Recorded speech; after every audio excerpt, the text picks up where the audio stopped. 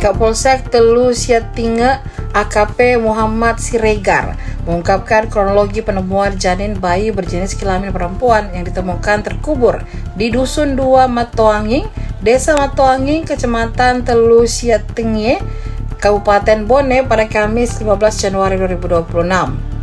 AKP Muhammad Siregar menjelaskan, peristiwa tersebut bermula saat seorang warga bernama Muhammad Nasir sedang melakukan pembabatan lahan di sekitar lokasi kejadian.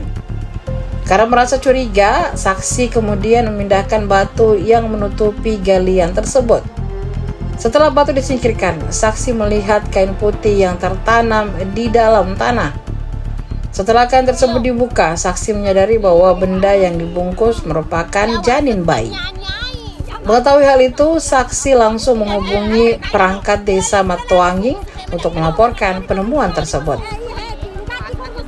Muhammad Siregar menambahkan, kain putih yang digunakan untuk membungkus janin tersebut diketahui merupakan seragam putih SMP Lamuro.